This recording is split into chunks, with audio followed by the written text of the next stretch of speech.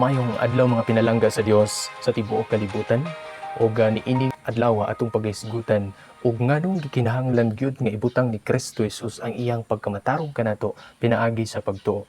Diri atong makita ang rason ug unsa ka importante ug nganong gikinahanglan gyud nga ibutang ang pagkamatarong ni Kristo nga kanato. Kung aduna may mga pangutana makaigalan, palihog lang ko og sulat sa ubos. Kung aduna may nakita nga contradiction o bangga niini nga pagtulunan, palihog lang ko comment kay at least atong makita. Kung nasayop ko, sulti ko makaigalaan tungod kay ang pulong sa Dios mosulti gina siya og unsay tinuod.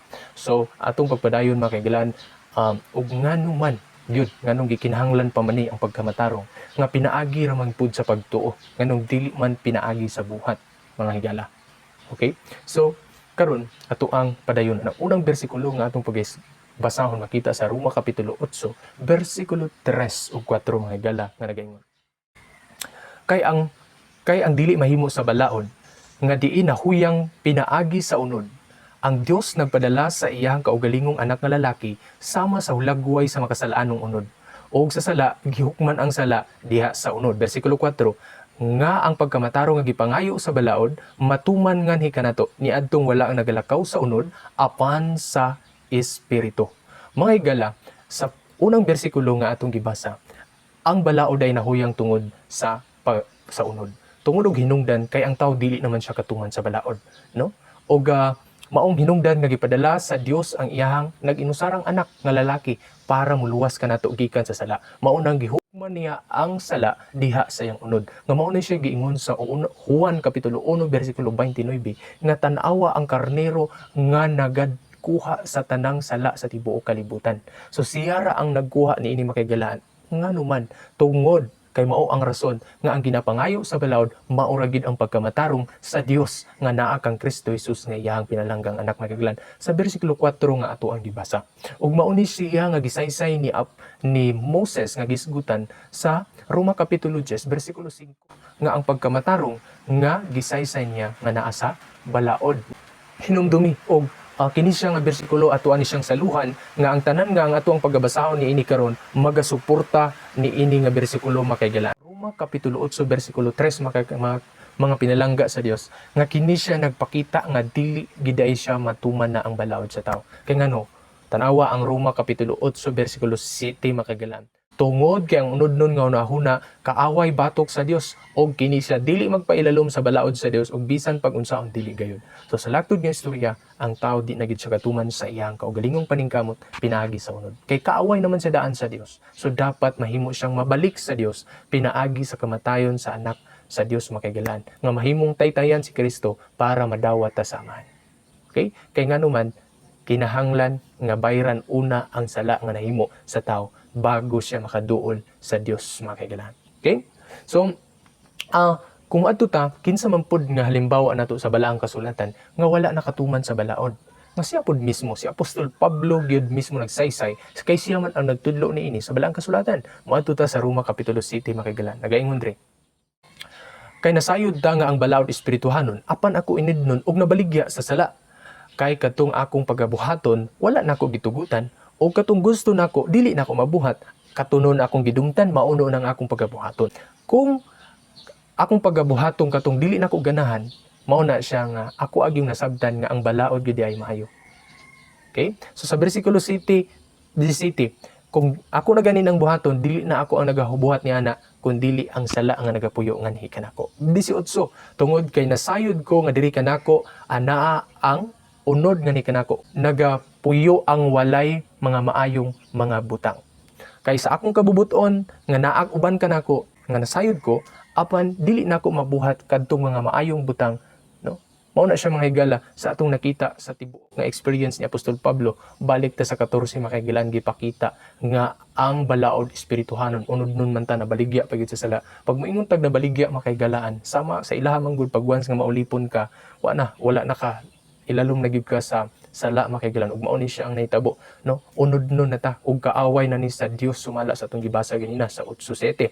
Og espirituhanon ang balaod so kinahanglan sa tapud ta mahimong espirituhanon ay ta makatuman sa balaod. Sa 15 makaigalaan diri nato makita nagsugod nga nagstruggle si Apostol Pablo tungod kay iyang nakaplagan nga wala gyud so nagpaningkamot daw tanon iyang mamuhat kung gusto niyang buhaton ni dili pud niya buhaton gusto ang sala pero mao man niyang mabuhat no?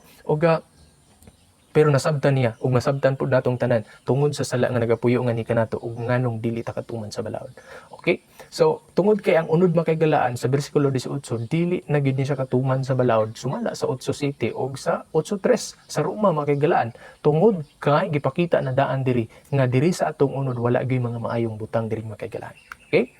So kay mao ni siya ang gisgutan sa Isaiah o Isaias kapitulo 64 bersikulo 6 nga nagaingon, kay kitang tanan sama sa mahugang butang, o ang atong tanan nga mga pagkamatarong sama ra siya sa trapong mahugaw, o kitang tanan nagakalaya sama sa dahon, o ang atong mga sala sama sa hangin nga padpad kanato palayo mga kaigalan. O kinsa man atong halimbawa sa balang kasulatan mga higala nga nangita sa pagkamatarong nga sa balaod nga wala sila hinuon na matarong.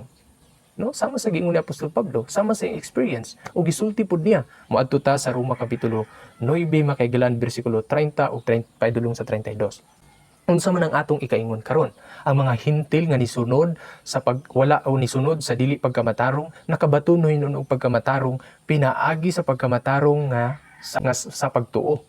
So, ang mga hintil noon makaigalan nga wala nangita sa pagkamatarong sa pinaagi sa balaod, namatarong noon sila, pinaagi sa pagtuo, kinituo man sila. 31, apan ang Israel nga nisunod noon sa pagkamatarong sa balaod, wala noon nakabaton sa pagkamatarong sa balaod.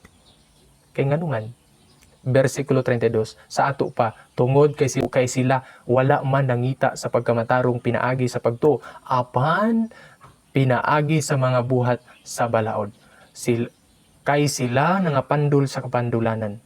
Makaigalaan, diri sa atong nakita sa bersikulo 32 nga ang mga Israelinhon day kaniadto nangita sila sa pagkamatarong pinaagi sa pagtuman sa balaod o sa mga buhat sa pagtuman sa balaod. Pero unsay giingon, wala noon sila nakabaton sa pagkamatarong pinaagi sa balaod. So importante nga ato na siyang makita atong makumpara makaigalaan ang giingon ni Apostol Pablo sa Roma kapitulo 10 bersikulo 2 ug 3 makaigalaan. Mao ni siya ang giingon, kay ako nagadala sa talaan nga sila adunay kadasigon diha sa Dios apan dili pinasikad sa kahibalo. Lisod kay ni makaigalaan no? Nga magalagad ka, makinabuhi ka nga dili pinasikad sa kahibalo nga naa sa balaang kasulatan. Kay sila mga ignorante o walay alamag sa pagkamatarong sa Dios, no? Og nangita sila sa naningkamot sila sa pag-establisar sa ilang kaugalingong pagkamatarong. Wala nagpailalom sa pagkamatarong diha sa pagkamatarong sa Dios. Mao ni siya ang problema mga higala. Dili unta ni mabalik sa atua nga nagunahuna ta nga mangita ta nga mamatarong ta pinaagi sa pagtuman sa balaod apan magsugod ta sa pagkamatarong pinaagi sa pagtuo. Okay? Og kinsa man pud ang halimbawa sa balaang kasulatan nga namatarong siya pinaagi sa pagtuo. Si Apostol Pablo iyaha kining isulti nganhi kanato mga kaigalan. Iyaha mismo nga eksperyensya ato ang igasulti. Moadto ta sa Pilipos kapitulo 3 mga kaigalan magsugod ta sa 4. Nagaingon diri, bisan pa man ako adunay pagsalig sa ako ang unod, no? O kung si bisan kinsa nga tawo nga magunahuna nga aduna siya ay pagsalig sa iyang unod, mas labaw ko sa iya. So si Apostol Pablo nagsulti na daan sa bersikulo 4 nga kung si bisan kinsa gani nga nay magsalig sa unod, siya pod adunay labaw pa gani siya. Kani tinuli ako sa 8 ka adlaw kay ang mga Israelinhon kaniadto makaigalan ika-8 ka adlaw tulion gid siya sama kay Jesus gituli siya sa ika-8 adlaw gikan sa ilang pagkatao. Sa kaliwat sa Israel, sa tribo ni Benjamin, Hebrohanon sa mga Hebrohanon. Mahitungod sa balaod, usa ka Parisiyo. Makigalaan ang mga Parisiyo, tigpanday ni sila sa balaod. So kung mahisgot ang pagkamatarong pinagis pagtuman sa balaod, expert kay ni si Apostol Pablo. Versikulo 6, mahitungod sa kadasigon akong gilutos ang iglesia. Mahitungod sa pagkamatarong nga naa sa balaod, ikaplagan ako nga walay sala o walay buling walay mansa. So mao na iyang ginahuna ni Apostol Pablo. Apan unsa iyang gisaysa diri sa bersikulo 7 makaigalan. Apan ang mga butang nga ako ang naangkon, ako ang giisip nga nawala o pinaagi tungod kang Kristo Jesus. Mao na siya mahigala sa ding ikablagan niya si Kristo. Sa bersikulo 9 iyang giingon, kay ako nakakaplag diha kaniya nga wala day koy pagkamatarong sa akong kaugalingon nga pinaagi sa balaod, nga naa sa balaod, apan pinaagi sa pagtuo ni Kristo. Ang pagkamatarong sa Dios pinaagi sa pagtuo magigalan. Si Apostol Pablo mismo mutudlo sa ato kung unsay ang gisulti sa kinatibuk-an niya mahitungod sa pagkamatarong pinaagi sa pagtuo manghigala. siya mismo naka-experience niini. Mao ni siyang gisgutan sa Isaiah 54 bersikulo 17 mga kaigalaan nga ang ilang pagkamatarong ako ang pagkamatarong ang Ginoo nag-ingon. Okay? So wala gid ato. Galacia 2:21 no? Ingon si Apostol Pablo, dili nako kuhaag bili. Dili nako kuhaag bili ang grasya sa Dios. Kay kung ang pagkamatarong pinaagi pa sa balaod, mawad-ag bili ang kamatayon ni Kristo Jesus mga kaigalaan. So mao na siya no, dili na to wag tangon ang kaimportante sa grasya sa Ginoo mga kaigalaan nga mao iyang pagkamatarong kay mao ni siya ang maghatag og bili sa kamatayon ni Kristo Jesus sumala sa Roma kapitulo 8 bersikulo 4 nga natuman ang gipangayo sa balaod tungod sa kamatayon ni Kristo Jesus didto sa cross mga kaigalaan. Mao ni siyang giingon sa Roma kapitulo 10 bersikulo 4 nga si Kristo mao ang katapusan sa balaod tungod sa pagkamatarong sa tanan o sa matag usa nga mituo. Mga higala, si Kristo ang katapusan sa balaod. Nagpasabot siya ang katapusan nga gipangayo sa balaod. Iyang kamatayon ang ginapangayo sa balaod. Tungod sa pagkamatarong niini no nga naa kaniya kang Kristo Jesus nga iyang ihatag kanato pinagi sa pagtuo sa tanan pod nga mituo kaniya ug mituo sa iyang pagkamatarong. Hinumdumi mga kaigalaan nga ang grasya sa Dios nga mao iyang pagkamatarong mao kini siya hinungdan nga nganong makatuman ta sa balaod. Sa sunod nga higayon ato kini siyang pagisgutan aron sa dugang nga kahibalo gikan sa Dios. Dalaygon ang Dios mga kaigalaan og kung bag-o pa ka niini palihog kog like ug subscribe sa pagsuporta niini nga ministry. Dalaygon ang Dios sa pagbadayon sa iyang buluhaton. Ngani kanato ug kanimo mga kaigalaan. Imong kooperasyon ang pagsuporta bisan pa man sa pagpindot sa imong like o sa imong subscribes o sa bell button para nga inyong makita ang sunod namo ang sunod nga ato ang ipagawas nga video mahitungod sa kaluwasan. Bye-bye and God bless you. Pinalangga sa